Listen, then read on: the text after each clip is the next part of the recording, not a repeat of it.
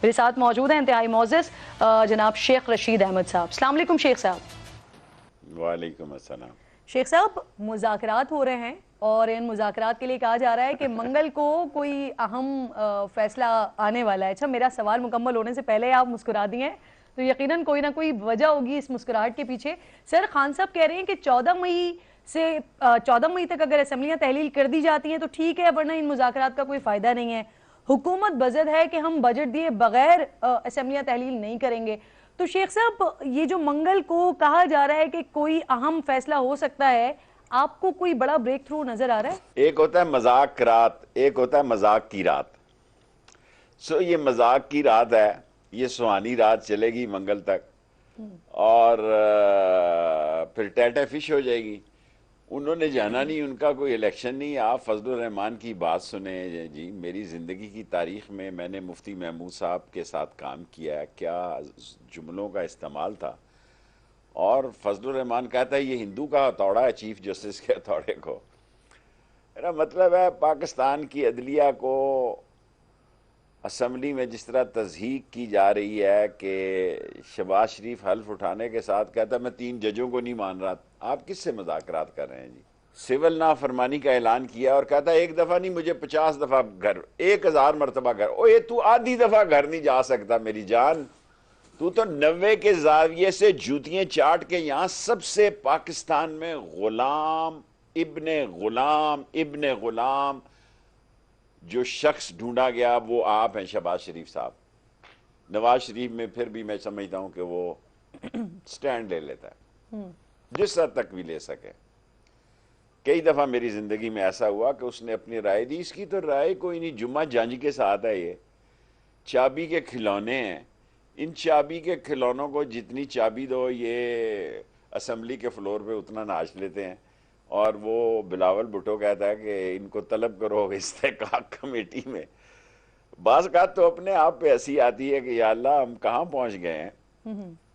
और जो जुमले एक दो और मेंबरों ने इस्तेमाल किए हैं वो तो मैं आपके सामने बयान भी नहीं कर शेख सकता। साहब, इस्तेहकाक कमेटी वाले मामले पर अदालत की जानिब से बड़े तहम्मुल का मुजाहरा किया गया है, तो आपको लगता है कि इस तहम्मुल से ये जो बिलावल साहब मुतालबा कर रहे हैं बुलाया जा सकता है? मैंने उमर साहब बंदयाल, उमर अता बंदयाल को तो ना मेरी सलाम दुआ ना मैं जानता हूँ। उनके वालिद के साथ काम किया है, फतेह खान बंदयाल के साथ हमारे कमिश्नर थे। और जितने रावलपिंडी की यूनिवर्सिटियाँ तालीमी इदारे, मैंने उनसे जितने प्लाट खाली थे अलाट करवाए।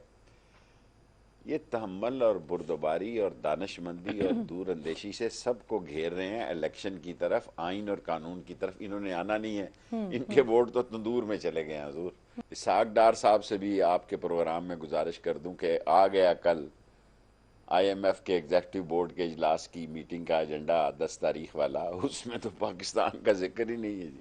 अब क्या घूमे फिर रहे हैं, वेली रन परोने हैं जोगी कि कभी इधर फिर रहे हैं, कभी उधर फिर रहे हैं, कभी टैं टैं कर रहे हैं, कभी अब आप इलेक्शन में मुज़ाकरात, जो डॉलर का असर किया है इकानमी का, वो मुज़ाकरात का भी असर होगा। मैं तो कोई पूरी उम्मीद नहीं कर रहे हैं। देखें, आप भी कई बात कर रहे हैं कि आप पर उम्मीद नहीं है, PTI को भी ये लगता है, हुकूमत के तो रवैये से मालूम होता है कि नहीं इलेक्शंस करवाना चाहती है अभी। तो सर ये फिर मुज़ाकरात हो क्यों रहे? ये समझ रहे हैं सुप्रीम कोर्ट को समझ नहीं है। सुप्रीम कोर्ट ने बहुत बहुत दूर अंदेशी से काम लिया है और हौसले से काम लिया है और अल्टीमेटली रेड स्क्वायर आ जाएगा और उस में आइन और कानून के फैसले होंगे। अदलिया जीतेगी, कानून जीतेगा और ये सारे लोग खसियानी बिल्ली की तरह खंबा नोचेंगे। मैं तो सारी प्रोसीडिंग में देखी हैं, मैं उनके तदब्बर को दाद देता हूँ जिस दानिशमंदी से वो ये काम आगे लेके चल रहे हैं। सर, वजीर दिफा कहते हैं कि ये अदालतों का काम नहीं है कि वो पंचायतें लगवाएं। पंचायत का लफ्ज तो एक आदमी ने नहीं इस्तेमाल किया बेटे। पंजाब का पंचायत तो ऐसे ये लफ्ज़ वज़ीर आज़म ने इस्तेमाल किया, फजलुर रहमान ने इस्तेमाल किया, आसफ जरदारी ने इस्तेमाल, यानी उनके हिसाब से पंचायत लगी हुई है। हाँ तू दस भाई, जीरे ब्लेड तू बोल, साके टोके तू बोल, जीरे कद्दू तू बोल, ये पंचायत लगी है चौधरी की, ये पंचायत नहीं है हजूर। आइन और कानून है, और आर्टिकल 60 के तहत जजेस का कंडक्ट भी असेंबली में डिस्कस करना जो है वो गैर आइनी और गैर कानूनी काम है। आप सारे काम जी तौहीन अदालत के कर रहे हैं, और अदालत जिस हौसले से आपको बर्दाश्त कर रही है उस हौसले को दाद देनी चाहिए। शेख साहब, आप कह रहे हैं कि ये मुज़ाकरात नहीं है, मजाक रात हैं सर। तो ये जो अक्टूबर की हुकूमत बात कर रही है कि मैंने कहा मजाक की रात है। वही वही सर। तो मुझे ये बताइए कि जो हुकूमत बात कर रही है अक्टूबर में इलेक्शंस होने की, आपको लगता है कि अक्टूबर में इलेक्शंस हो जाएंगे? सेकंड ये कि आपने अभी कहा कि 10 तारीख के बाद डू एंड डाई होगा, तो ये 10 तारीख के बाद क्या ऐसा हो जाएगा शेख साहब? 10 तारीख मेरे ख्याल में एक आखिरी हद है, उसके बाद तो फिर चल सो चल है। और धींगा कुश्ती मार कुटाई है, खींचा तानी है।